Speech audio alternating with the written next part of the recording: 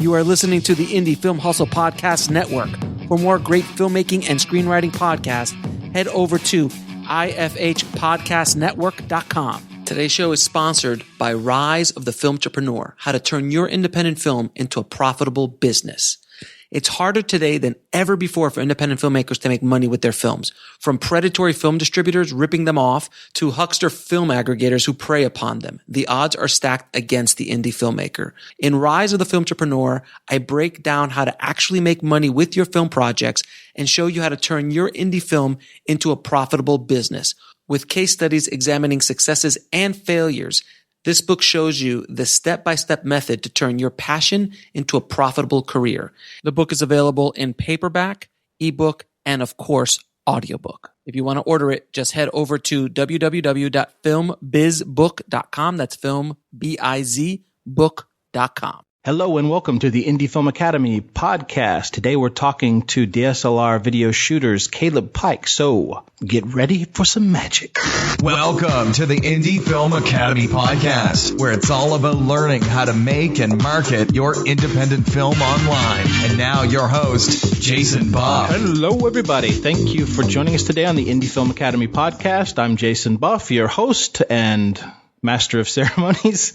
So we're talking today with Calab Pike, and Calab is one of these guys who is well known on the internet for his website DSLR Video Shooter. And basically what he does is talk a lot about cameras and lenses and equipment, audio, whatever, and just does these great reviews and kind of educates people on how all the gear works. This episode is basically where we geek out and just talk about all of the fun stuff out there, all the different tools that are available for filmmakers. And you know, spoiler alert, we basically settle on the fact that the GH4 is the camera to get now. Don't forget, as always, please subscribe to the podcast if you enjoy what you're hearing. Leave us a review if you have the time. If you don't, it's okay. I know you're busy. And go to indiefilmacademy.com. We're constantly updating with interviews from filmmakers and about gear and, you know, maybe a movie review here and there, but just trying to fill it with good content for people who love filmmaking and who love film. Now let's go to my podcast episode, my episode with Calab Pike. Here we go.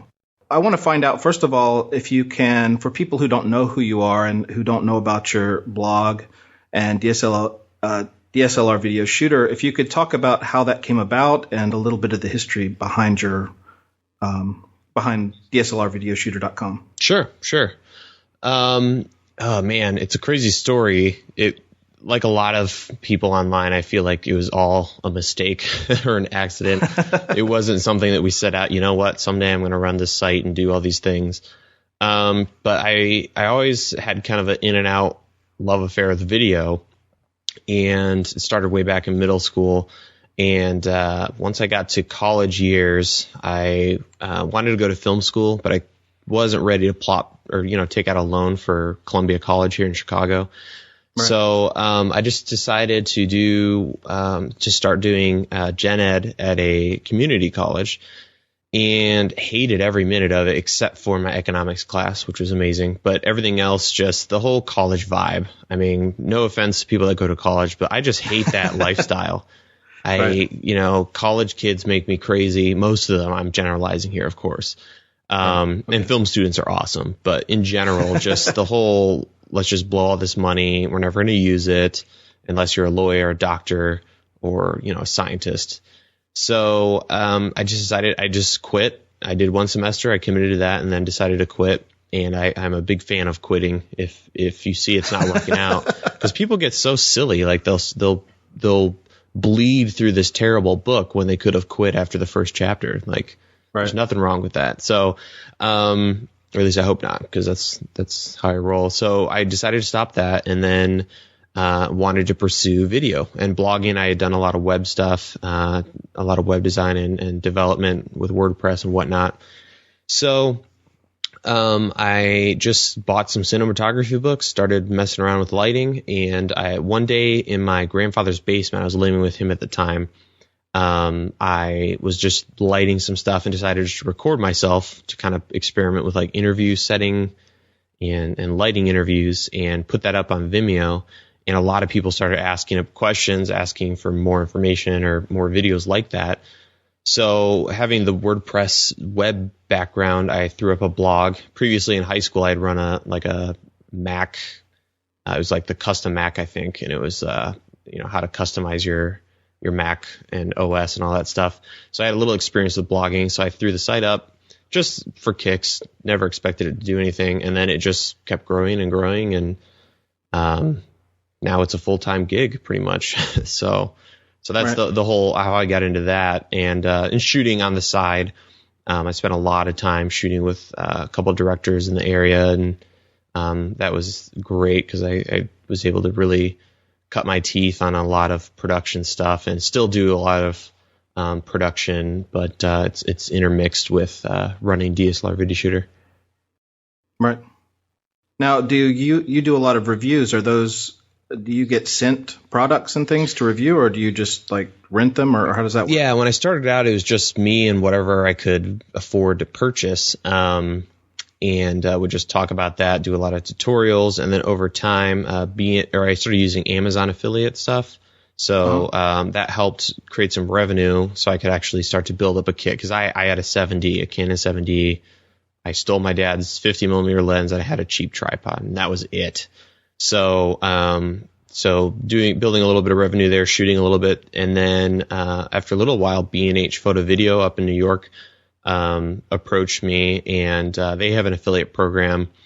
And what the way they work is you can request gear to review, and they'll send you out loaner gear, and then you have 30 days with it. So that really helped, rocket launch me into working with a lot outside of what I could afford, and try new things, try new cameras without buying or renting and spending a fortune on renting all this stuff. So they're really great, and that's been an awesome relationship to work with them. And what I love about them is, a big thing for me is unbiased reviews. Obviously, that's what everyone wants to see. So I've been accused of going one way or the other. So people call me a Canon whore, and then when I bashed Canon, was jumping on and sold everything and bought GH4s. Now as a Panasonic whore.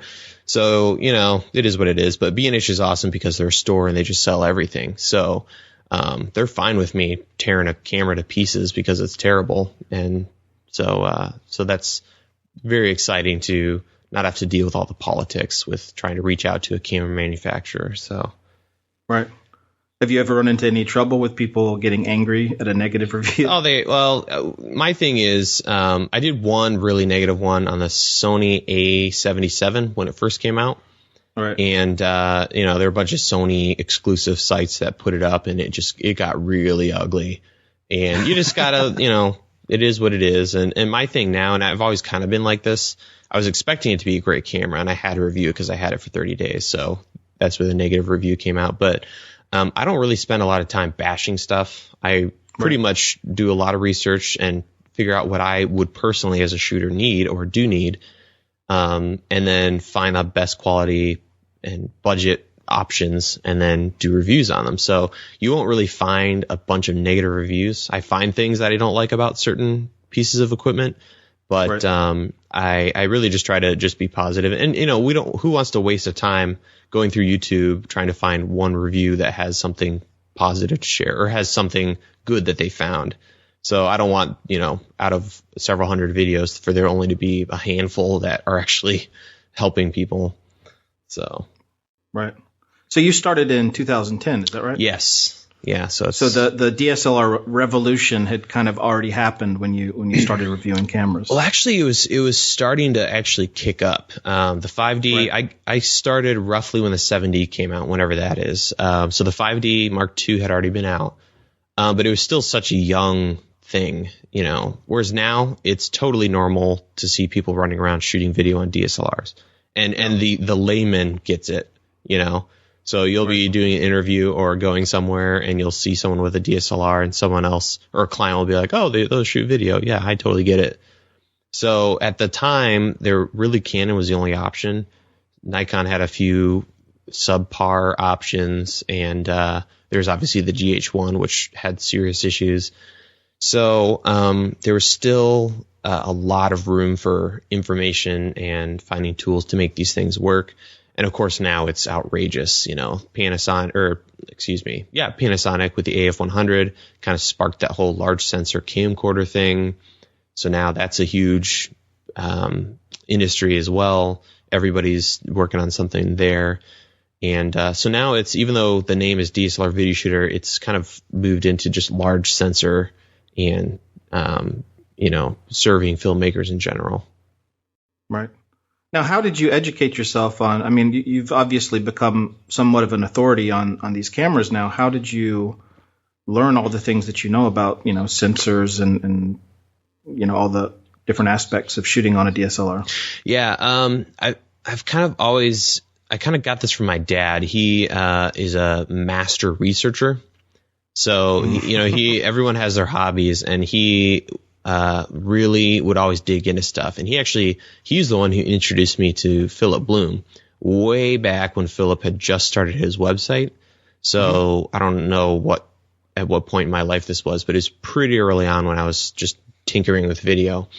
So he's always been awesome with, and he gets interested in what other people are interested in. He'll do research. So he taught me how to use Google way back. He taught me how to research things, and in art that I've really come to appreciate, which is just learning to learn. So if you can master that, there's nothing you can't do that you set your mind to. So that's something that I always appreciated him instilling. And so when it came to these cameras, and I'll admit it, I had no idea what to do with this DSLR when I first bought it. I was mainly in it for the depth of field, the shallow depth of field, like most people. Right. And I remember playing with them like, wow, there's like 3 ways to adjust exposure, and they all do funky stuff. So I had no idea what the relationship between shutter speed, aperture, and all that stuff was. So it was just digging in. The one book that really helped a ton was, I'm trying to remember the exact title, but Cinematography, the Art of Cinematography. I can hunt it down. It's on my website somewhere, but it's a great book, and it just has a massive overview on cinematography and a lot of technical, but a lot of framing, and so that helped a lot to kind of jumpstart me. And then shooting, I wasn't supposed to be in the position I was. What happened was I was helping some small film directors do stuff, and they were using these 720p broadcast cameras because that's what they could get their hands on. And so one day I showed up on set with my new 7D and just kind of shot on the side, showed it to the director, and I went from like barely a grip assistant to camera operator. And so that just forced me to get my stuff together and really, figure out what to do. And so that's kind of how a lot of that came together. Just a lot of experimentation and just trying to figure all this stuff out so I could actually produce. Right. Now you said you started with the 50 millimeter. Sure. Was that like a 1.8, like the nifty 50 one that everybody uses? It was actually the 1.4. Okay. So that was nice, and it's not the greatest lens. It has a horrible focus ring. I mean, if anyone's ever used it, they know that when you try to focus, there's like this grinding sensation almost. It's weird. It's not the motors. You're not fighting the motors, but it's not a great lens for video necessarily. Okay, now when you first started, technology's obviously changed tremendously since 2000 in such a short period of time. Can you describe what you think are the most significant changes with DSLRs over the past 5 years or 4 years? Yeah. Let's see. None of them came from Canon, except for early on, unfortunately. Ever since they did the 5D Mark III or II, they've been slow to really push the envelope. And it makes sense. There's so much politics, and I'll get back to your question, but just one thing that's made me kind of sad recently is Blackmagic. They had the opportunity to like rage against the machine and beat the man, right? So they didn't have any camera department. So Canon, they've been doing video for forever.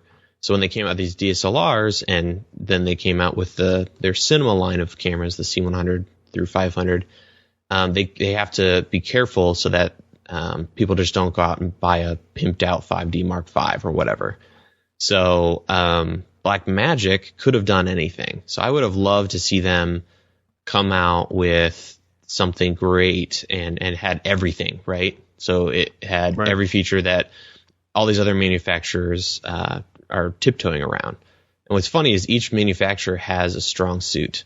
They have one thing they do really well, but then the other ones don't have it. So you can't get that all-in-one camera unless you spend $50,000 and get a Red Epic or something. So that was always kind of painful.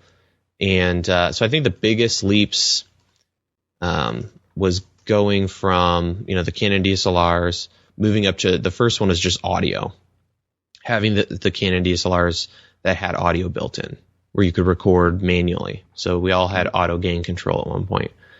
So that was pretty exciting. It was still terrible. You couldn't really monitor anything, but you could at least, jerry rig it and get audio and camera, and you didn't have to do dual system sound if push came to shove.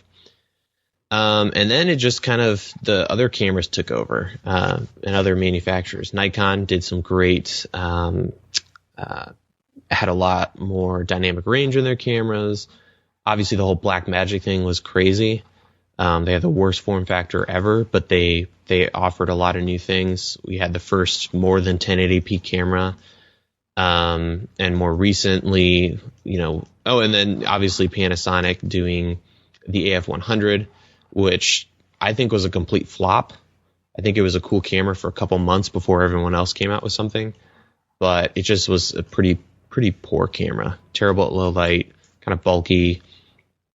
But it opened the door for Sony and Canon and other companies to start doing these large sensor cameras where we could actually have everything in one and not have to build this monstrosity of a rig around a DSLR.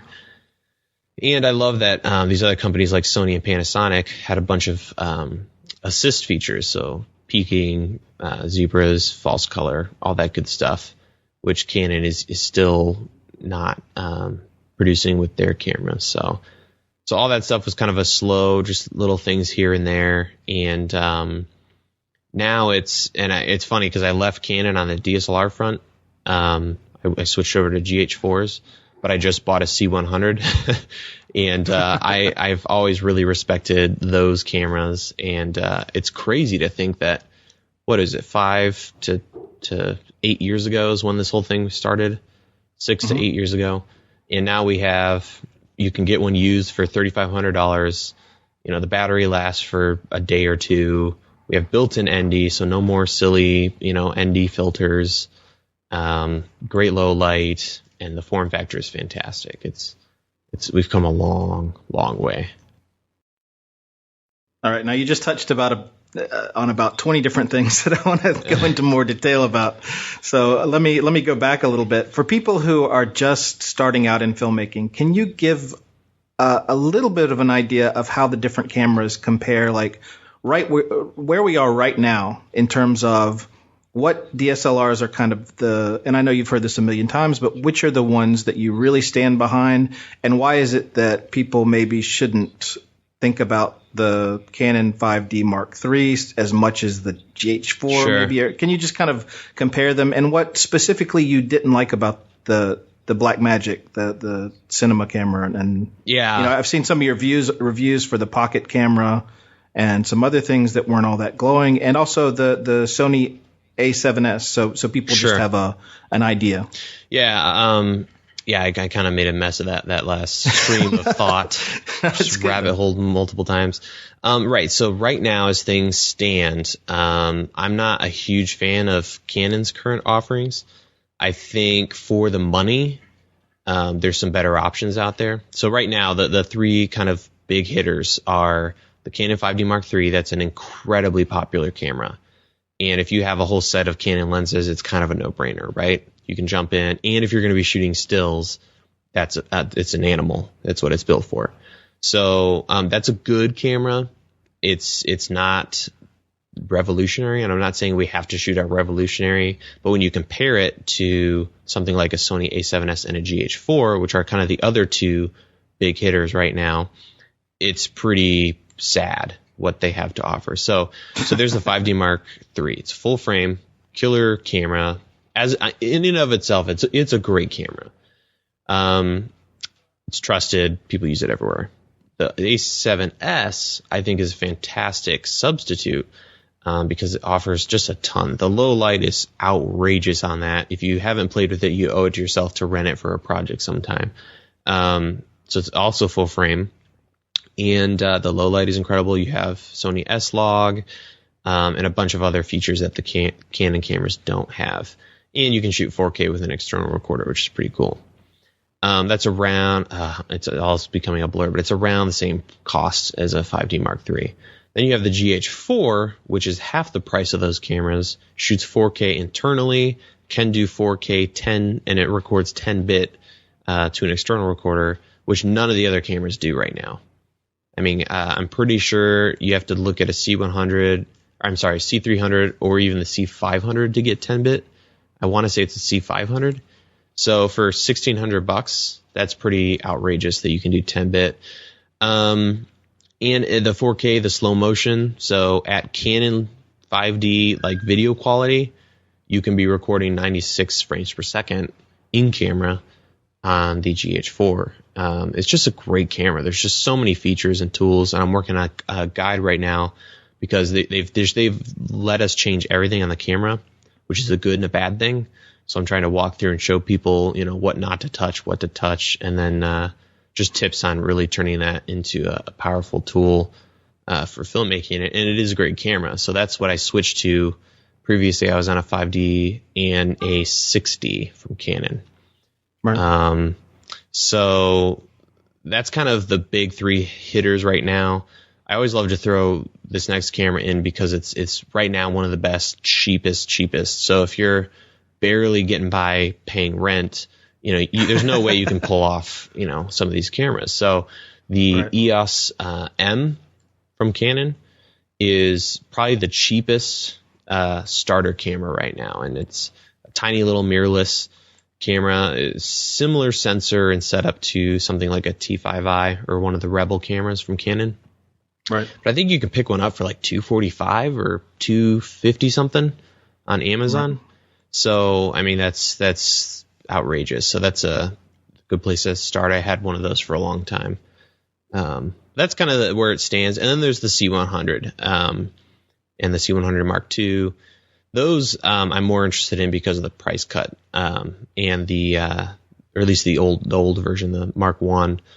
And you can pick one up used. I got one for around 30. I think it was 3,500, and it came with 2 batteries. Canon batteries, and you can find deals like that on eBay with low hours. And I've always loved those cameras. My problem is I've always really needed 2 of the same camera to do what I do. But I'm working with some people that also have C100, so I finally pulled the trigger and am loving it. It's just the lack of stuff you need.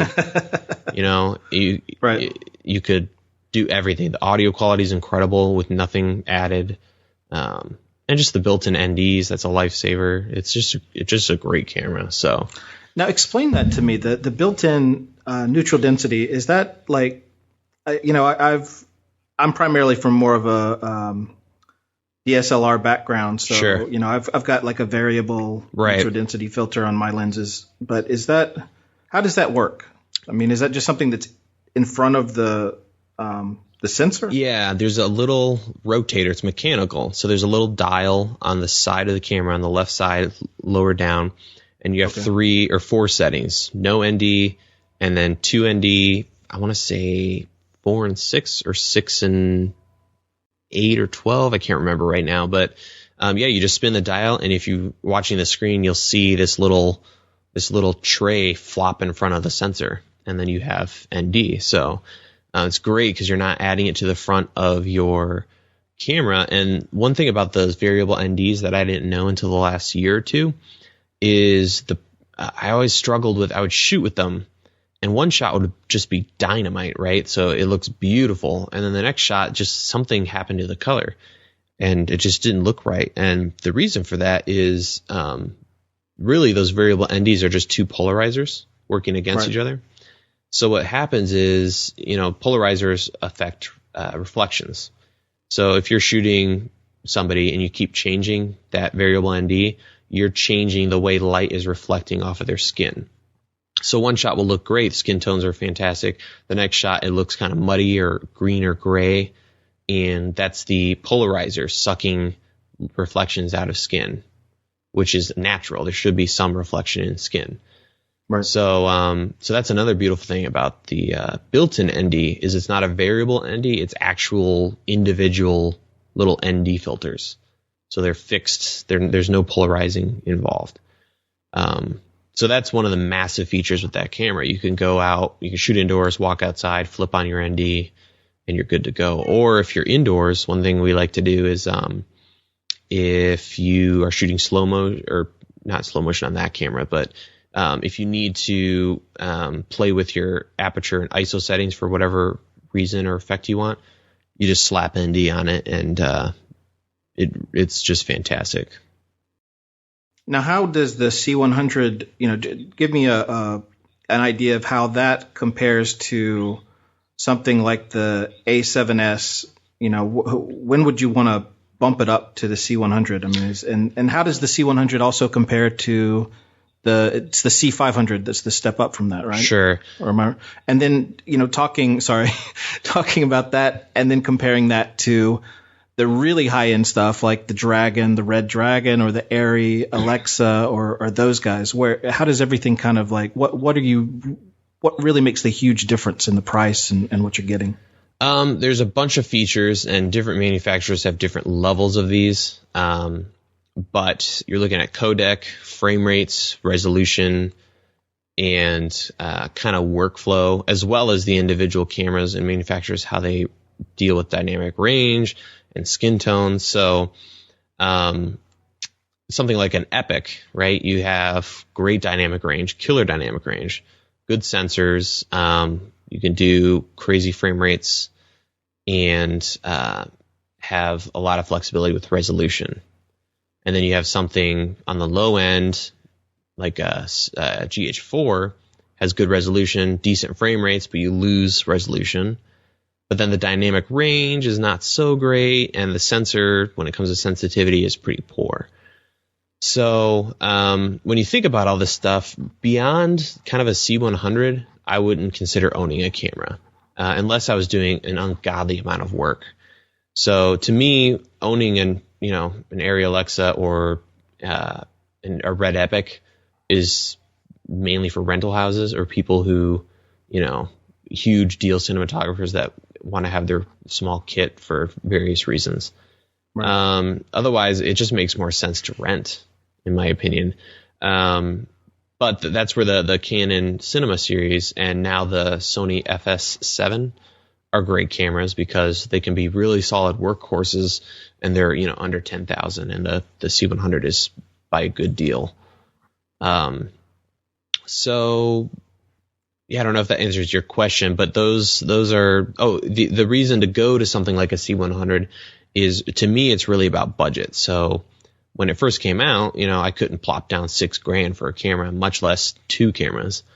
So that's where the DSLR thing has always been a fantastic budget option, and they're very minimal. So if you want to, get into a kind of a gnarly situation with the camera, you can grab one of those and not worry as much and be pretty inconspicuous. So the C100, the form factor is fantastic. It's similar to DSLR, and a lot of us are used to that, and we like that. Some of us.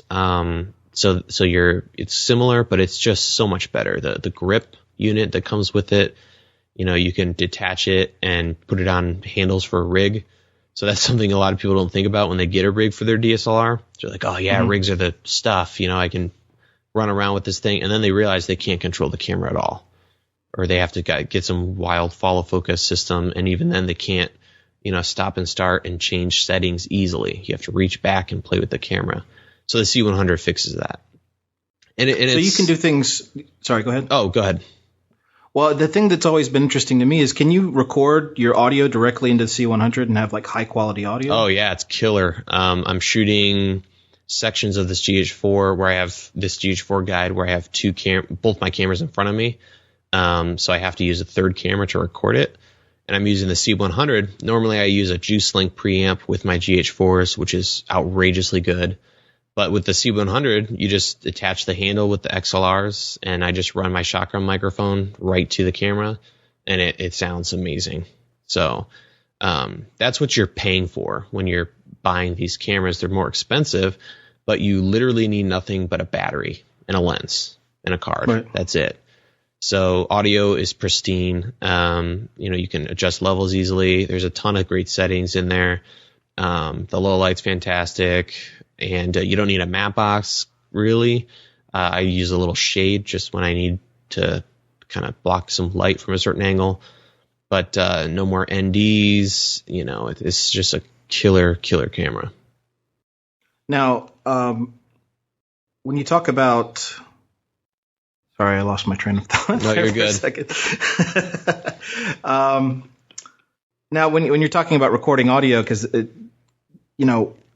lot of people are going to be shooting films and they want to have a sound recorder on set with them. Does this in some ways eliminate the absolute need to have a recordist there with you, do you think? We always like to have somebody dedicated to audio. So It depends on the budget, obviously, but it is, But is the quality the same as, recording into, let's say, for example, like a Zoom or something like that? Yeah, it really depends on the mic. And I encourage people to I did a video comparing a bunch of different solutions to that Juice Link preamp. And really it comes down to quality of the preamp. So when you plug a microphone into a recording device, whether that be a Zoom recorder or a camera, the quality of your audio is mainly due to the preamps, how good the preamps are in that recording device. And your goal is to have a really loud, juicy signal, hot signal going into that device so you can keep that input level low. So as most of us have experienced, when you jack up the input level on an H4n, it gets really noisy because the preamp is having to really work and push up that level, which gets really hissy and noisy and nasty. So if you have a source that's just really juicy and hot, you can keep that super low, if not, only at 1, which means that the preamps aren't doing almost any work and your noise floor just disappears. So when someone stops talking, it's silence. You're not hearing hiss or fuzz or any of that. So the pretty much every DSLR has terrible preamps. So with the GH4, I've been using the Juice Link, which is one of the most powerful preamps out there and one of the cheapest, which is wild. So you hook up your microphone to the Juice Link, you use the Juice Link dial to turn up your audio levels, and then from the Juice Link, you send a line to your camera. And with the Juice Link on any camera, I've been able to drop the levels all the way down to 0 or to +1 if you're on a Canon DSLR. So the first tick above 0 to get some sound. And the Juice Link is not even halfway. It's incredible on the dials. And that gives you a great signal. So on the C100, you actually have good preamps. So you don't need any of that stuff. You just plug your XLR into the camera and you're able to get fantastic sound. So that's what you have to think about with all these. Some recorders are better than others, but I'm finding, and I've been working with a director out in Rockford, Illinois, Corbin Tyson, and he has a great sound guy, Jared, that we've been working with. And almost everything we do, we bring in a preamp with us. Right. So these recorders aren't the greatest with their preamps and the way you adjust audio. It's usually buttons or step audio sometimes. So it's nice to have a really high quality preamp. So I don't know if that answers your question, but yeah, that and having somebody to just, that's all they do is audio.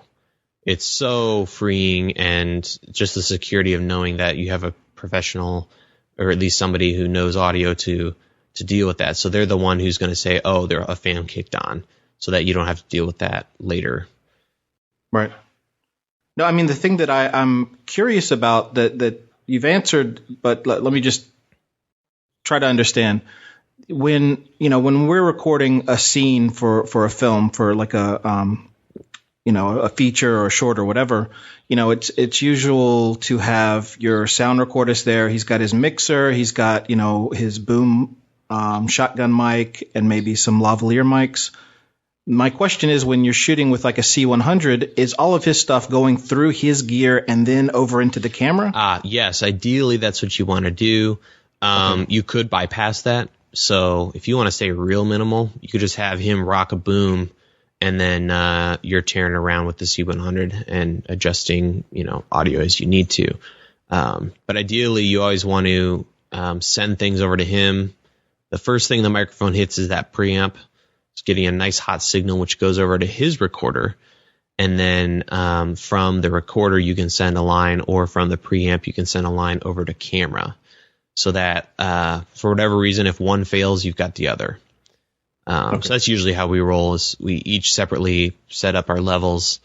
And then, if the camera audio is great, then you're set, because you can just go straight to edit. But if there's something wrong with the audio, or the audio quality is much better on the recorder, you can use that. So it just gives you a lot of backup and security.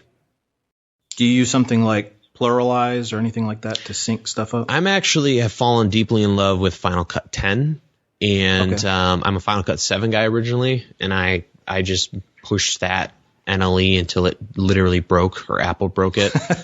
And then I finally just sighed and had to figure out what I was going to do next. So I was looking at Premiere, because it's very similar. It's still that kind of old school standard layout with a NLE. But I decided to give Apple a shot, and did their 30-day trial. And after the last several updates, it's an animal. So I use multicam. So you select several clips. Okay. You right-click, you say create multicam. You can set it up so sometimes I'll go in if I have a really complicated multicam and just tell it which camera is which. But what's great is you can just use one audio track and one video track, so you don't have to use multiple cameras. So that's a great solution to link up audio. And it's when you set it to automatic, it pretty much 99.9% of the time figures it out. So you don't need Pluralize or any of this other stuff. And it gives you a lot of flexibility with using fake camera angles. So if you're using 4K, often what I'll do is I'll just use my audio, or just take a single video clip, right, from my GH4 at 4K, and I'll just right click that one video file and say create multicam clip.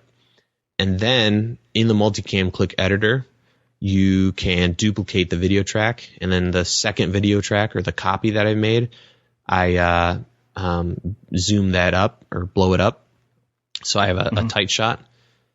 And then you dump that multicam, which just looks like one single track. Okay, so it takes all this video files and dumps it into one track.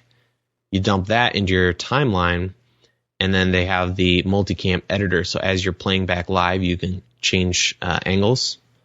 Okay. So I know that sounds really complicated when you're talking only in audio, but it's incredible, because it turned my editing time for my show. So if I did a 5-minute video, it might take 15 minutes to 30 minutes, depending on how much B-roll I have. Now it's like 4 minutes and I'm out. So it's a super powerful tool. If you're doing documentary, it's a must. So definitely recommend people check that out if they're dealing with lots of different audio and video sources. Now, you were talking about 4K there. Can we talk about 4K and 2K and 1080p and all that stuff real quick? Sure. So people have an idea of what the standard is. The thing that kind of blew me away is how everybody for a little while was talking about 2K, like it was mind-blowing that the Blackmagic was coming out with that. And then it seemed like only a year later, everything is like, oh, if it's not 4K, then it's, forget about it. And I even thought 4K was just kind of ridiculous, because it was so big. But I mean, what is really going on with that? What is 2K? I thought was pretty much the equivalent of 35 millimeter film, right? Right. 2K was kind of getting the digital world to catch up with more of a standard cinema resolution. So the 4K thing, I mean, I love it now. I don't think any of us are using it how it was originally intended. The idea was you capture 4K and distribute 4K. That's just ridiculous. Like that's going to take a while. Cause really the broadcasting's still at 720, to my understanding, a lot of people don't know this, but current regulations, you have to broadcast at 720p. If you're doing progressive, it's only 720p. So when like HG television, it's still 720p. So we have these 1080p TVs, but right. We're watching 720p when we're watching cable or whatever it is. So we're not going to be anywhere near distributing 4K in a while, right? So even though we have 4K TVs right now, they're still catching up to 1080 on distribution. And, you know, Blu-ray right now is 1080. So to me, 4K is almost exclusively a production tool, okay? And I've been using it for a couple different things. The primary use has been taking these so-so cameras that shoot 4K and downscaling to 1080. And it's like a new camera. So the GH4, pretty much when I started playing with it, and I recommend everyone else do the same thing, don't even bother shooting at 1080. Just shoot everything at 4K and downscale it to 1080 in post, which is really easy to do. And you'll instantly get a great image. And that's one thing a lot of people love about the Canon Cinema series cameras is it's actually a 4K sensor, and it's outputting at 1080. So they're like, how is this so sharp and looks so fantastic? Well, because it's kind of doing the downscaling in camera. So right. That's how you're getting that fantastic, sharp but not cheesy look. And so you can do the same thing with the GH4. So that's one way I'm using 4K. You can also do the reframing, which I know is kind of taboo among some circles. But the thing is, depending on the thing if you're doing a feature film, I wouldn't recommend using it to downscale and reframe. I would recommend shooting everything at 4K, just like you would 1080. So what you see is what you get framing wise. Right. That way, down the road, let's say it's not going to happen, but let's say in 2 years, 4K is everything. Everything's streaming 4K. Everything's broadcast 4K. You can just go back, pull up that file, and then re-export as 4K. But if you did all that reframing, you're kind of screwed because, you'd have to completely re-edit that film. And if you're shooting with the mindset of I'm going to reframe, same thing. You're kind of in big trouble. But for me, or if you're shooting a documentary, or if you're shooting a web show, nobody cares. Most people are still watching YouTube at maybe 1080, but most likely 720, and it's not a big deal. So I'm fine with reframing. Obviously, you can stabilize, you can animate, you can do a lot of things with 4K, which is really nice. Now, aren't the file sizes pretty big though? That's the thing. A lot of people, myself included, were terrified of 4K because, first of all, I'd have to buy a new machine to handle it, and a lot more, storage, hard drive storage. But it comes back down to compression. So you look at the GH4, and you can shoot 4K, and the file sizes are actually comparable to like a 5D file sizes. So 10 minutes on a 5D and 10 minutes on a GH4 at 4K, pretty much the same size. That's due to compression. And what's great though is even though it's compressed, if you're downscaling, it makes up for it. So you're taking 4K, roughly 4,000 pixels, you're dropping it into 1080, and it just gives you more flexibility. So what I love about the GH4 coming from Canon is on Canon stuff, you barely start to grade aggressively, and it just turns into mud. It just falls apart. On the GH4, if you're shooting 10K, geez, I'm mixing up 1080 and 4K. If you're shooting 4K, you have a lot of flexibility to really push your grade, which is awesome. So, where was I going with that? You have flexibility with your files. Right. So file size. So let me just kind of reboot there. So that means you can take this 4K image that has that lower bit rate and that compression and use it flexibly. So my machine is an iMac. I want to say it's like 2009, 2010. Actually, no, it's 2011. So it's still a pretty old machine. And I'm able to edit 4K without any issues. So that's really encouraging, and the file size isn't a big deal. So if you're concerned about that, it really comes down to compression. So with the GH4, can you just open that safe. with any video player? Yeah, I mean, I'm quick looking 4K takes from the GH4 in Finder on my Mac without issues. So, and that's the beauty of most NLEs is if you are having issues, you can still make it work. So every time I import something in a Final Cut 10, I create optimized media, which is transcoded media, and I create proxy media, which Final Cut will do as you import. And what that allows me to do is if my computer does start choking up, or if I have two 4K streams, I just switch it to proxy. And what it does, proxy essentially creates a smaller resolution file, so you can still edit it seamlessly, but you're not working with the 4K original source. So often what I'll do is I'll edit in proxy.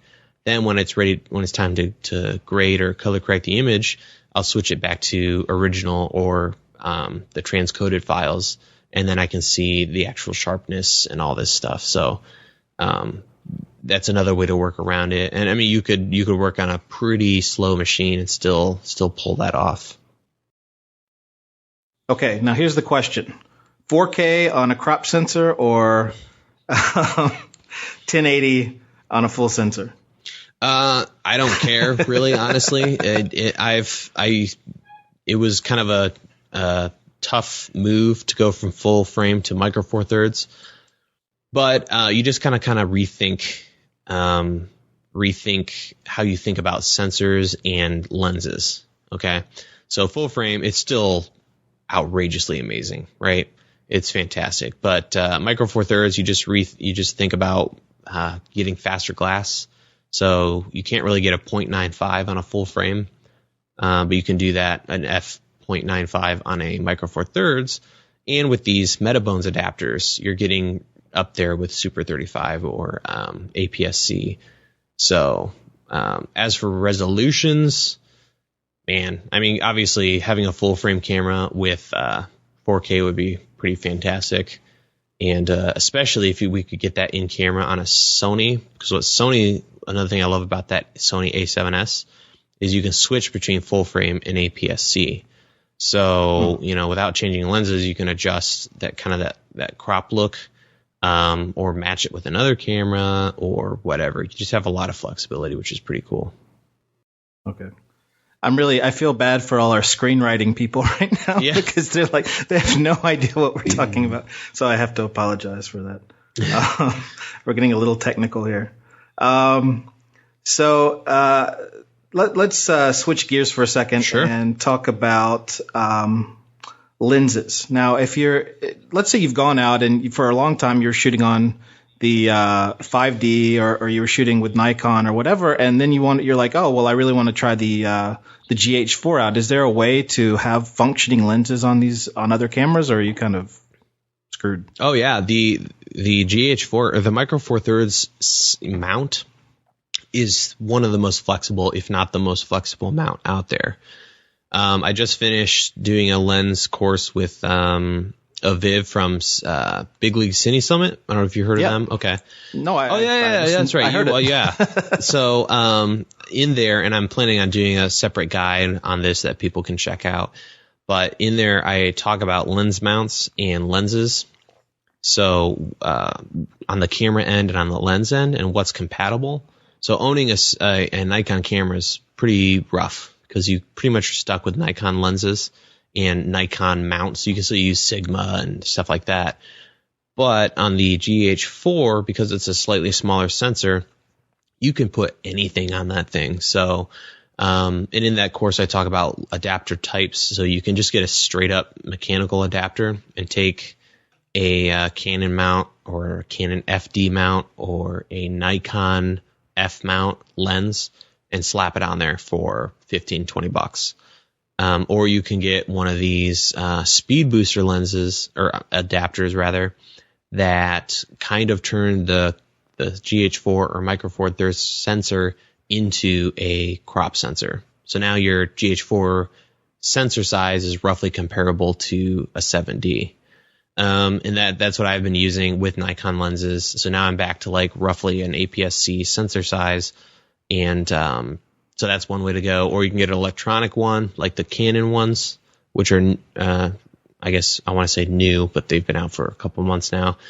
So that way you could take your Canon glass and slap it on a GH4 and still, or a Sony A7s, and still be able to adjust aperture and all that good stuff. So several different options, but you're not really screwed. You have even more flexibility. So you can go out there and get really fun, crazy lenses that you couldn't use on, a Canon sensor size. Now you could have autofocus and all that stuff too? Yes and no. You're not going to have this, how Canon, some of their cameras, and this is one reason I still recommend some Canon DSLRs, they have that dual pixel autofocus system to where the autofocus is outrageous. So you're not going to get that kind of focus, but, touch focus or just half pressing the shutter to get focus, you're going to get that stuff. But for video, the autofocus isn't going to be terribly fantastic. Right. So you should stick with something from Panasonic if you want. Yeah, do like a Steadicam shot or something. Yeah, I mean, I would. Oh yeah. If you want to do that, otherwise, still manual. I just do everything manual still, so that works pretty well for me. Actually, one of my favorite parts of your presentation was talking about your favorite cheap lenses. Sure. Yeah. That you find. How did you find those lenses? Like we might list those later, but. Yeah. How do you find those, or how do you go about finding like lenses on eBay that kind of, are going to give you really great results, but they don't cost like the thousands of dollars Sure. that like the L lenses cost? Yeah. When I had a lot more time on my hands, I, again, it was that research thing. So, I discovered that you could put, vintage or older manual lenses with adapters onto your newer cameras. And that was a whole new world to me. Because originally I was like, well, it's a Canon camera, so you put a Canon lens on it. So once I discovered that, I really dug into that whole world. And there's a couple of videos on my website that are fairly old, but they still talk about those different adapters and systems. And so it's just me researching a lot and then digging into just deeper and deeper into different lenses, these ancient vintage lenses that you could put on there. And just a lot of research, and for a while, I would always have some kind of need, or I would need this kind of prime or this kind of zoom. And the big thing that was killing me, and that really started this, was I wanted a fast zoom, but I didn't want to spend $800 plus. Like, to get a fast, solid zoom, it's going to be $800 or more for like an f2.8 nice range. Right. So I was really digging in it, and that's where I discovered one of those lenses, which is that Nikon 35-70. It's a 3.5 aperture at maximum aperture, so it's not 2.8, but it's a constant aperture. So as you zoom in and out, you're still at 3.5. So then I just kept finding different things, and that's what turned into that list, was various lenses that I had bought and was trying to save some money. And they're not terrible lenses, as I talked about in that class. Was these are pretty fantastic lenses. The quality isn't matching the ridiculously low price for some of those. And you mentioned going on Ken Rockwell's site too, right? And he's got that page. Yeah, if you're looking at Nikon, he does Canon stuff too, but he has a lot of. I don't think I found that page. I would just research a lens. And I would always check with him to see if he had talked about it, because he goes into gross detail of everything. So yeah, that was my favorite find on his site, was finding the best cheapskate lenses. And I went like the next day on eBay and started buying like 50 millimeter 1.8 Nikon AI or something. Right. And that's still one of my favorite lenses. If I just want to grab something and go out and just shoot and not really worry about losing my gear, I just take those out with me. That's great. Now, I want to talk for a second about, well, let me ask you one more thing. What is the major difference that you're seeing? A lot of people buy their camera and it comes with a kit lens, and, obviously the aperture is different, but what is the main thing that you're getting when you buy one of these nicer lenses? I mean, what is, from somebody who shoots a lot, what do you see? The build quality often, especially if you're coming from kind of an 18 to 55 background, the build quality is going to be a lot higher. and it's just going to function better all around. The zoom rings are nicer, and I'm saying all this with the Canon 24-105 as kind of its own category, because that's a great kit lens. But the zoom rings are better. There's less funky breathing. They're just, the kit lenses are built to be cheaper, right, and just something to come along with your camera. So, you're just. But do you think the f-stops are the major thing that give you that different look? Like the ability to shoot in f2.8 or even. That's a big part of it. 1.4. Yeah, it's not the whole picture, but that is a larger part of it when you're looking at basic kit lenses that come with cameras versus buying a Canon 24-70 or something like that. So, yeah. Okay. Now I want to focus on another topic that I don't ever hear anybody talking about, which is calibration, and what your typical setup is when you're on set and you're setting up and you're, putting together your, EVF, like a monitor, and trying to make sure all your colors are right. And maybe working with a, what do you call them? A color sheet. Yeah. Or doing that. Can you explain that and how you calibrate that with what you have in post, or like in what kind of software or whatever that you use for that? Sure.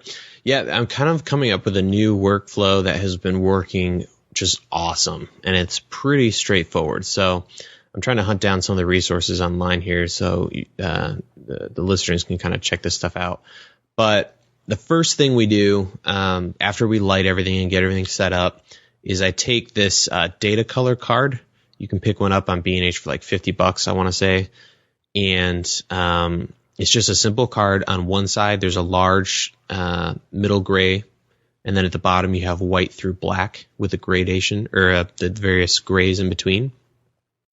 And all I do is put that, or use a white card or something white, just use the same white everywhere. But we stick that roughly where the subject or the item that we're filming is going to be. Then I use this iPhone app. Actually, I don't use a light meter. It's just an iPhone app that is really accurate, surprisingly. I want to say it's free or a couple bucks. And I'll get all this stuff to you at the end so you can throw it in show notes or something. Okay. But yeah, I just put that right on the gray, and it gives me the color temperature, because I'm not working with, really expensive, all perfectly balanced daylight lights. Right. And sometimes you mix some lights here and there. So I use mainly these Alzo 3000 high output LED lights. They're kind of like spotlights, so they're not the big panels. So, those have a plus or minus 1000 or 100 Kelvin difference in color temperature. So using this app, and sometimes we're forced to use natural light in a environment. So we were shooting at this crazy massive kitchen. There's all kinds of light in there, and we got it mostly close. So then you use the app, you put it right onto a white or that gray, and it gives you a readout. So I'll take the readout and round up or down depending on where it's at. And it'll be, 50, 400, and 20. So then I'll set the cameras to 5400 Kelvin in the camera. So now we have white balance. The next thing we do is we pull up a waveform monitor. And waveforms really scare people, but there's a great video by Gary Jordan. Oh, what's his name? I always forget. Jordan, who's like the lord of all things Final Cut. Larry Jordan. Larry Jordan. Okay. He has a great video where he talks about using scopes in Final Cut 10, and he talks about scopes, so it's not just Final Cut 10. Okay. But they're fantastic tools. So there's two scopes. There's the vector scope and the waveform monitor scope, or waveform scope. The waveform gives you exposure details, and then the vector scope gives you color information, very specific color information.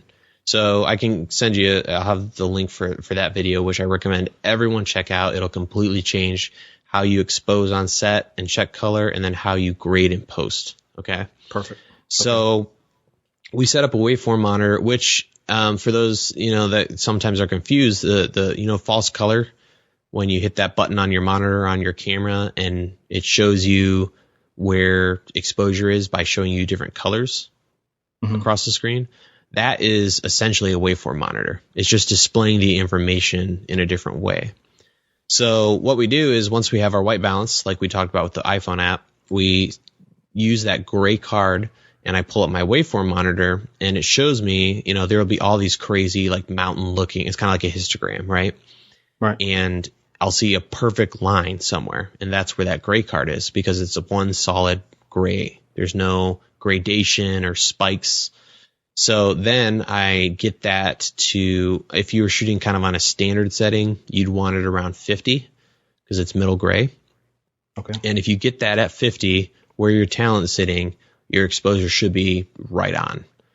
Now, if you're shooting on a flatter profile, like Canon log or YDR or kind of a flat setting or picture profile on your DSLR, you're going to want to get that closer to 40 or 35. And that's where your middle gray is. Okay, so everyone can experiment with this, but once you find where that lands and you import the footage and do some tests and figure out where your camera's picture setting kind of lays, then you're done. Then everywhere you go, if you're using that picture style, to set that gray card to a certain level. And these waveform monitors and these false color settings and readouts on your camera or on a monitor, they're all measured in IRE, which right now I can't remember exactly, illuminance rendering something. So yeah, anyway, watch the video. Larry has it all figured out. I'm still a noob. But that's the idea. So we get the white balance, we stick that in there, we set our middle gray to, for us, it's around 40 on the C100s. And we're done. We know that's going to be perfect. Looking at the waveform monitor, we can also see if there's any spikes. So if we're blowing out somewhere or if our blacks are disappearing, and then we shoot. So that has been our workflow. And one other thing we'll do is if we're matching different cameras together, on the other side of that card, there's a bunch of different colors in little squares. We'll shoot that, and then in post, I will take the two different cameras with each having the same color chart, and I'll crop them so that I have both those color charts, and I'll put them right next to each other. And then you can just instantly just blue with blue, red with red, and you can perfectly match those two cameras. And if you have the other side of the card filmed as well, you'll have the gray, black, and white. And it's just amazing how quickly you can match cameras up. And I'll shoot you an image when we're done of a little thing I did to make it a lot simpler, and we're not frantically trying to find all this stuff. What I did is I took our slate and I gaff taped the chart to the bottom of it. So for each take, whoever was working slate would get in there, show the gray on the front, slap the slate and then turn it around, show the colors for a couple of seconds, and then pull out. So that way, every single take, we had the color information recorded so that we could come in later and match things up. This is really important if you're shooting in a lighting environment that's going to change. So if you're using natural light from a window and you're shooting for a couple hours, make sure you get that in there so that in post you can make sure contrast, color saturation, and color temperature can all be matched up together. So that's change. I mean, it sounds like a lot, but those two things, checking white balance with that app on that gray card and then checking exposure on that gray card, has been amazing. Otherwise, a lot of us kind of use our eye to kind of figure it out, or zebras, which, can be a hit or miss and don't show you everything. So that's been huge for us. Is there some sort of plug-in that you use to match them, or you just do it by hand? You can do it by hand if you have. That's the one thing I don't like about Final Cut is there's not a clear white balance color picker like there used to be. Right. So there's plugins out there you can buy for like $40 to do that, or the best one is Colorista from Red Giant, and they just released Colorista 3, and that has a nice little white balance you can grab. But the beauty is now, since we've been using this system, every time we pull the footage in, the exposure is right on. The white balance is killer, so it's it's been a great system for us. Right. Now, in terms of color grading, when you actually want to put styles, what do you use for that? I just use the built-in color tools with Final Cut. I'm thinking about getting Colorista 3 just because it gives me that traditional 3 wheels. Final Cut, you can still adjust that stuff. It's just kind of in a different layout. So they have kind of a color spectrum system with 3 little dots that you can move around versus the 3 traditional color wheels, which I kind of miss. But Colorista fixes that. But yeah, I don't do too many crazy plugins. I just kind of stick with the basic principles of, highlight, shadow, midtones, both for exposure and for color. And you can pretty much do anything with that, unless you're looking for kind of a crazy stylized, want to change grain and do a lot of that stuff. But Final Cut's pretty solid. You can also do a lot of matting, which is great. Now, I was watching a video the other day, I think it was on No Film School, and it talked about the difference between like shooting raw and what the cinematographers actually saw versus what it looks like after you do all the grading. Do you actually shoot without any sort of style, as flat as you can, and then do everything in post, or do you try to shoot it as close as possible to what the final is going to look like? We're just kind of in the middle. Like, I've never been a big fan of these wildly flat settings. Right. Especially on DSLRs or cameras that are 8-bit, have an 8-bit color space, because what you're doing is a lot of the time you're removing saturation, and 8-bit color, you're barely hanging on to any information. So when you suck all that out and record it, when you try to put it back in post, it's just not going to look the same. So you may have experienced this if you shoot standard or natural on a Canon DSLR, and then you shoot with one of these super flats and try to match it. You'll get it close, but it'll always look kind of wacky. It'll look a little muddy and just weird. And that's because when you recorded almost no color information. So when you try to pump color back in, it's just not there. So you're fabricating, fake information. So in general, I'm kind of a natural guy. So I don't like the standard. Every camera has kind of a standard. If this was on your TV in a new studio, this is what it would look like. Very high contrast, high saturation. I like to work with natural, which usually is just a little more calm. So your saturation is still there and it's fine. You might bump it up a hair or remove something, but it's pretty close. And then contrast is kind of where I like it. Not blacks are perfectly black and everything's really crunchy. So with that, I can just barely tweak things in post. And I'm a believer in, unless you're shooting some wild film where there's going to be a ton of special effects and a ton of grading work that needs done, you're kind of shooting yourself in the foot. So for my show, obviously, I just want to get it out. So I'll do just a couple tweaks. And even on documentary work or promotional work, we'll shoot it where we have some room to play, but we're not shooting, super flat stuff or raw or anything like that. So depends on what you're shooting, but I just like to keep things flexible, but not create work for ourselves. Okay. I've got one more section and then I'll wrap it up. Awesome. Now, talking about filmmaking and going on a set, can you talk a little bit about what the most important things that you've kind of learned over the years in terms of the gear you absolutely need to have on set with you? What's the best way to kind of like how the day develops, how you set things up, what you want to have with you, how you light things, and just kind of an overview of shooting a shooting day. Yeah. I think the gear isn't as important. I was just talking to a guy. He sent me an email asking about what he needed to rent for a certain project. And that's the beauty of that C100 system is just less is more. So 1 or 2 C100s, a light kit, a microphone, tripod, and you're done, And right. I'm really becoming that guy. Like I tell this to a lot of people, and I wish we could all instill this in people getting started. But it's like those those movies or stories where you try to go back in time and tell yourself or tell someone not to do something. They still do it. because they still have that in them that they got to do it. So for gear, we all are like early on, like, got to get this cage, got to get this, buy a jib and all these things. And then later on, we're like, we have less cash. We have all this crap that we're not using. And we wish we had never done it. We wish we just spent that money on a C100, a good lens, good sticks, a light kit, and a microphone, Right. And as you say that, I'm sitting in a room full of equipment. Oh, me too. Me too. I've got all kinds of, stuff in here. And it's ridiculous. And so I'm trying to simplify at this point.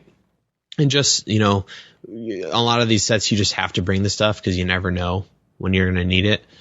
So, the gear, it depends on the gig, but I will say, there's a video I did. I want to say it's something like, 5 tips to become a more valuable assistant or filmmaker. Right. Yeah. Or become a more valuable filmmaker. And those are the kind of things that I really encourage people to focus on. So, figuring if you work for one guy consistently, try to really understand what he needs before he needs it. Learn how to stage. So one of the first things that happens when you get on set, if you're not the director, often there's a small crew or something, and whoever's the producer or director, they're just getting bombarded by the client, or they need to calm the client down or talk to them about the script or all these things. So let them do that and stage everything. So even if you don't know how they want to light something, get all the C-stands lined up, set up, get lights on stands, coil up the cords, and hang them on the light. So when he's like, okay, let's put the key here, let's do this, you're not pulling everything out of the bags, you're grabbing a light and plugging it in and turning it on. Set cameras up and just stage that. So when I go into a space when we film, first thing we do is see where we're going to be filming and then look around for a good staging area. So if that's a room next door or in the same room, there's a blank wall somewhere that there's not a lot of traffic, you can set all the cases and bags up over there. And that can just be a huge thing to help out. And then the other thing is just constantly being on. So don't kind of check out at some point. I know it can be a really long day if it's interviews where you're dying. There's someone talking about something you're not really interested in and you're behind the camera. But it's really important to really stay attentive. So just constantly monitor. Come up with a system where, every 30 seconds or a minute, you check to make sure the red light is blinking. You check your audio levels. You listen. You make sure the fan didn't kick on. You look around the room, make sure all the lights that have batteries are still on. Sometimes those will tick off. And just have a constantly running checklist. And first of all, you won't miss anything. And that can be huge because it's so messed up, or it's so bad when like a background light dies. And it's at a crucial moment in the interview, and the director's didn't notice it. So that makes you very valuable to them. And all this stuff is for you to be just a better filmmaker in general. And it's also so that, you keep getting hired and you keep getting asked to come back on set. So those are the kind of things that are really important and can make you incredibly invaluable.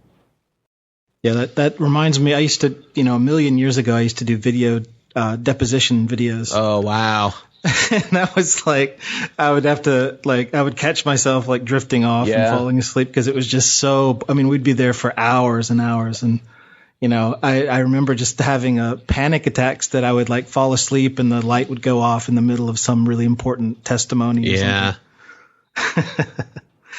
So do you have any plans for like feature filmmaking or anything like that? I've thought about it, and I think when I have some of these other projects finished, I might pursue something like that. I have a couple ideas for things. But there's just a lot. Like I consider myself a filmmaker, but I'm also a hardcore podcaster. So doing these video podcasts and training.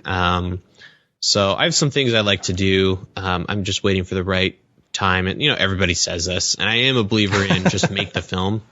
Right. But, when you... Have you done any shorts or anything? Yeah. My main passion is documentary. Right. Okay. And it used to bore the snot out of me, but there's so many great stories out there. And there's some really cool stuff that you can cover and tell that story. So I've really gotten into, various ideas and concepts. And, you know, at the end of the day, my passion is helping people just take that first step and find solutions to problems with filmmaking. Right. So for a long time, it's been gear. Like most of what we've talked about today is gear, but my real passion is that tutorial stuff. So, you know, stop worrying about what kit you need to buy and think about, you know, how to master cinematography or take that first step. So I'd love to do a documentary on something to do with overcoming that everyone's an aspiring something. So knock that off. Like quit calling yourself aspiring and actually do it. So interviewing people, talking about how they got started. And the hardest thing is just that first step. So if you do have that film or that script or whatever you've been thinking about, figure out what that very first step is and knock it out. And then figure out the next step is and just keep plodding away. So you have a documentary, you know, if you haven't written it, start writing. If you've already written something and you're hemming and hawing about filming, get on the phone, find some friends, and start just knocking little things out and take it from this behemoth monster of a project and just start nibbling away at it and knock it out. So that's a long answer to that question, but but I have a lot of stuff that I'm really enjoying and very passionate about right now that are smaller projects. And I don't want to necessarily become the next Shane Hurlbut. Right. I think you really have to be built to do that. I mean, that guy, for those who don't know, he's a cinematographer. He does a fantastic job. But I was at one of his recent tours here in Chicago, and he's gone for it was fantastic. But at the end of the day, we asked him, you know, someone asked him, how do you balance all this? And he's like, there's no balance. There really, and he got kind of sad, and it was really touching and emotional because, you know, he says his wife is a single mother. Like he spends 8+ months out of the year working somewhere else. So I don't want to, you know, I don't think I can handle that. So, I don't want to be a full-time cinematographer. I respect that. And I think that's awesome for those that are built to handle that. But, you know, just coming back to the what everybody says, it's all about story and just whatever that means to you. If that's shorts, that's great. If that's podcasts or educational material or documentaries or feature film, that's good stuff. Well, let me take your time just 1 second longer here. Sure. I'm a big Shane Hurlbut fan. Sure. So what were the top takeaways that you got from the illumination experience? I assume is what you're talking about. Yeah. Oh man, it's so much good stuff. A lot of lighting. Because there's a lot of stuff online. Yeah, that he kind of puts out there. But what are the secrets so people don't have to pay for that? Sure. Like me. Like what are the big things that kind of blew you away about his presentation or the class? I think one of the big takeaways was each one of his films. And you can kind of see this when you watch his movies that he's done. He never does a movie that it's the same kind of thing. So he only does projects that there's something new involved, which I think is cool. And he walked through his entire process for how he treats a film. He kind of covers this on his blog, but he went into real depth of spending months and months putting together a treatment or getting one quickly to them so he gets the gig, and then really digging into what does this film mean, what is the emotion behind each character. And looking at photographs, looking at kind of the feel he wants. So he talks about color, talks about... Did you see the presentation he did at CineSummit? No, I missed that. Did he get into some of that? Because he went through Crazy Beautiful and talked about how he put that scene together and how the one side and the line between them, and then like one side was disorganized and one side was like... He went through that whole scene. Yeah, that's pretty much what he did that too. He covered this crazy, this thing he does for every film and every character in every film that he does. And it's called a light study. So I don't know if you talked about that, but he has this massive, crazy rig that goes in a circle, and he puts each of the actors right in the middle and goes around them with the light. And what he'll notice is certain angles that they're lit from completely changes their face. And sometimes with a certain angle, if it's a historical thing, he'll be like, whoa, stop right there. Like, that's how we're going to light him for the whole movie, because he looks like the actual guy. And so he'll just experiment. And some people, the way their face is built, it just doesn't work from certain angles. So he'll document all of that with each character. And then as they go through filming the actual film, they know exactly, how to treat certain actors and their features with light, which is really interesting. He also went into, one other big thing that people should experiment with is, how we put the hair light opposite of the key. Mm-hmm. So if you're facing the talent and you light them from the right, in the back, hitting them in the back of the head, it would be on the left. You'd have your hair light. He actually lights everything from the same side. So he's got the key on the right and the hair light on the right. And it's kind of interesting. And what he does to kind of counter that, because usually we want to remove them from the background a little bit, he'll use on the side that there's no light, he'll put a background light on some furniture in the background to kind of separate that. And it was interesting seeing how he went about that and kind of rethinking that typical 3-point lighting stuff. Right. So, okay, my final 2 segments and we're out. No problem. Because I'm trying to speak. I know you've been with me for an hour and 20 minutes now, so I'm trying to respect your time. No worries. We have 2 final segments. One's called the Time Machine. And I eventually plan on having some sound effects go with this and a whole intro, but for now it's just called the Time Machine. And the idea is, what would you, if you could go back in time and talk to, I don't know, 18-year-old Calab Pike or 14-year-old, whatever, younger version, because you're younger than I am. What advice would you have for yourself? And what would you tell yourself? Yeah, I would definitely do the whole "it's not about the gear" speech. And we already touched on that a little bit. Yeah. Man, I think one thing I've always struggled with is, and I'm sure everyone else can relate to this, is we have certain quality standards for ourselves. Mm-hmm. There's a video out there by somebody famous that I can't remember, and it was an interview, and he talked about how most of us have good taste. We watch a movie, we like it, and we know why we like it. But when we produce our own work, we just can't get it to that level. Do you ever have that where you shoot a short film or something and, it's good and you did it, but it's just not what you maybe imagined or, every time. Yeah, I know. Right. And, right. and that's not a bad thing. Because you're not lying to yourself and you're not someone with horrible taste. We're like, this is the best thing ever. And it's terrible. That's a good place to be. And just understanding that you're just going to be working. The more you create, the closer or the smaller that gap is going to be between where you are, what you can produce, and what your taste is. Right. So maybe if you don't have that, if you don't see, if you feel like everything that you make is fantastic, maybe look into that a little more and don't be afraid to just get stuff out there and be humble about it.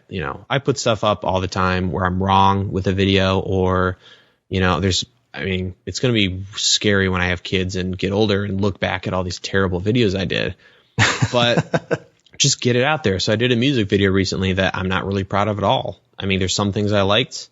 Right. It was a tight budget and tight timeline, but just so someone on there was like, wow, this is really bad. I'm like, just be like, you know what? And that's where it kind of broke me. And I was like, yeah, it's not. Here's why I don't like it. And I've got some room to grow, and just get real with yourself and other people. And that's okay.